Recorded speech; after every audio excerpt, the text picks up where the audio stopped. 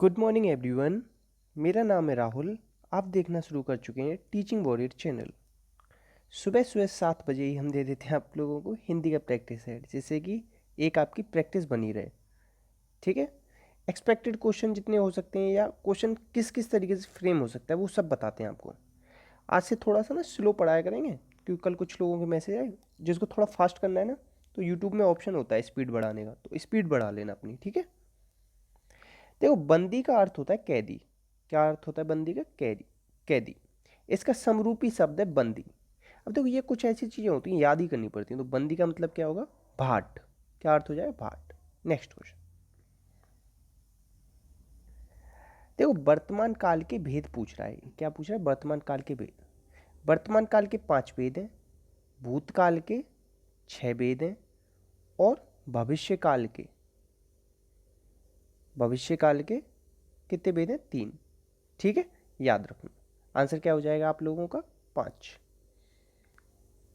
Next. लड़कियां मैदान में खेलती कूदती रहती हैं, इस वाक्य में संयुक्त क्रिया है। कौन सी संयुक्त क्रिया है? अब देखो, एक चीज याद रखना। आप लोगों ने क्या पढ़ा है? खेलना कूदना। ये है पुनरुक्ति बोधक। खेलना और कूदना हो रहा है ना, एक के बाद दूसरा, इस तरीके से खेलना कूदना। ठीक है, तो ये कौन सी है? पुनरुक्ति संयुक्त क्रिया। आंसर क्या हो जाएगा? सी। अब क्रिया कितने प्रकार की होती है? क्रिया 2 प्रकार की होती है, सकर्मक अकर्मक। और ये सब क्या है? ये अलग तरीके से हैं। उतना ये डायरेक्टली पूछा जाएगा। ये अगर पूछने को आए ना कि कर्म के आधार पर कितने प्रकार की होती है क्रिया, तब आप 2 लगा देना। ठीक है। नेक्स्ट। अभिमुख। अभिमुख में उपसर्ग बताना है। उपसर्ग आपके शब्द के आगे या आदि में लगते हैं शब्द के।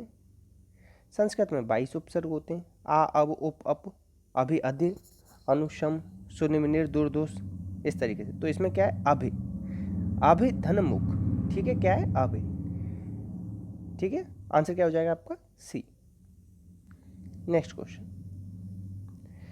चर्मकार शब्द में प्रत्यय की पहचान करनी है। प्रत्यय कहाँ लगते हैं? आपके पीछे या शब्द के अंत में। प्रत्यय 2 प्रकार के होते हैं, कृत प्रत्यय और तद्धित प्रत्यय। कृत प्रत्यय की संख्या 5। ये 5 प्रकार के, ये 8 प्रकार के, और इनकी संख्या कितनी होती है कृत प्रत्यय की? 28। चर्मकार में क्या प्रत्यय? चर्म इसमें शब्द है, और कार इसमें उपसर्ग है। ओ सॉरी, प्रत्यय है। कार क्या है इसमें? प्रत्यय। आंसर हो जाएगा आपका बी। ठीक है। नेक्स्ट। परोपकार शब्द में कौन सी संधि? मैंने हमेशा क्या बताया? एक गुण सब में होता है। एक गुण सब में होता है, 2 हो जाती हैं तो वृद्धि। ठीक है। बड़ा आ बड़ी ई या बड़ा ऊ आ जाए तो दीर्घ। यड़ में क्या होता है? या और बा से पहले आधे आधे क्या आते हैं? आधे आधे। इसीलिए इन्हें पता है क्या कहते हैं? या और बा को अर्ध स्वर बोला जाता है। समझ में आया आप लोगों को क्या कहना चाह रहा हूँ? ठीक है। तो अब क्वेश्चन नंबर 29 जवाब देंगे आप लोग। अगर ये जो मैंने समझाया है ना, ये अगर जो भी समझ गया होगा वो इसका सही जवाब दे पाएगा।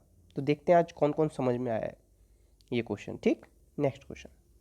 अगर आप लोगों को न समझ में आया हो ना, तो कमेंट में पूछ लेना, मैं स्पेशली आपको बता दूंगा। यथाशक्ति।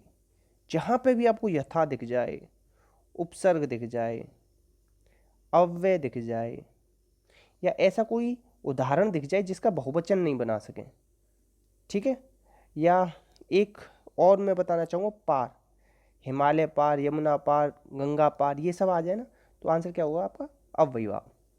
अब देखो, एक क्वेश्चन आपको पूछ के बड़ा कंफ्यूज करेगा। पंचगंगम। कभी भी नदियों के नाम से पहले अगर कोई संख्या दे रखी हो ना, 5, 4, कितनी भी दे रखी हो, तो आप द्विग नहीं बताएंगे उसे, आप क्या बता के आएंगे? अव्ययभाव। आंसर क्या हो जाएगा आप लोगों का? ए। प्लीज़ शेयर कर देना वीडियो को। ठीक है, आप लोगों की मदद से ना बहुत हेल्प मिलती है और थोड़ा मोटिवेशन मिलता है। समाज 6 प्रकार के होते हैं। अब इसमें कौन कौन सा नहीं दे रखा? कर्मधारय नहीं दे रखा और बहुब्री नहीं दे रखा। ठीक है, 4 तो ये दे रखे हैं, 2 मैंने आपको बता दिए। समास का उल्टा क्या होता है? ब्यास।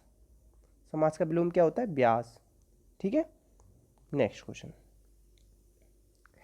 अल्प विराम चिन्हों को पहचानिए। विराम चिन्ह कामता प्रसाद गुरुजी। ये क्वेश्चन आता है आप लोगों को, मैं ऐसे नहीं बता रहा। कामता प्रसाद गुरुजी जो है ना, उन्होंने विराम चिन्ह कितने बताए हैं? 20। अब देखो, एक ये वाला जो होता है ना, ये होता है पूर्ण विराम। केवल ये हमने लिया है हिंदी से। बाकी 19 किसके हैं हमारे, इंग्लिश के। ठीक है, अल्प विराम पूछ रहा है तो हिंदी में सबसे ज़्यादा हम प्रयोग क्या करते हैं, अल्प विराम का, तो ये है अल्प विराम। ठीक है, याद रखना। अर्ध विराम कैसा होता है, इस तरीके का। ठीक है, पूर्ण विराम इस तरीके का डॉट होता है। ये अपूर्ण विराम है या उपविराम भी कहते हैं। ये क्या है, विस्मयादिबोधक है। ठीक है, ये तो डैश है ही आपका। और इससे छोटा सा होता है ना तो वो योजक चिन्ह होता है, छोटा सा जो होता है। ठीक है, नेक्स्ट क्वेश्चन। आंखों में गड़ना, आंखों में गड़ना मुहावरे का।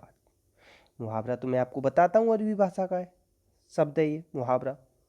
और जिस भी के भी शब्द के वो वाक्यांश के पीछे ना आ जाए वो मुहावरे होते हैं। तो ये इसकी पहचान भी है। लोकोक्ति और मुहावरे में से पहचान ना पूछेगा तो आप लोग ना जिसके पीछे हो ना तो वो इस तरीके से पहचान। ठीक, अब एक चीज़ याद रखना, ये मुहावरे वाक्यांश होते हैं हमेशा, पूर्ण वाक्य नहीं होते हैं। और लोकोक्ति आपकी पूर्ण वाक्य होती है। आंखों में गड़ना का मतलब होता है मन में खटकना। ठीक है, आंसर क्या हो जाएगा आप लोगों का, ए। प्लीज़ कोई भी आपको परेशानी हो, नोट्स वीडियो या इसकी आपको पीडीएफ चाहिए हो तो कमेंट में लिख देना, या इसका तो मैं ना टेलीग्राम का लिंक दे दूंगा, वहाँ से डाउनलोड कर लेना ये सब पीडीएफ वगैरह। फिर आप ना खुद से ट्राई किया करो बाद में कितना हो रहा है आपसे। खुदा गंजे को नाखून न दे, लोकोक्ति का अर्थ क्या है। अब देखो, जब मुहावरा हम लोग बोलते हैं ना तो हम किसी सेंटेंस में उसे मिला के बोलते हैं।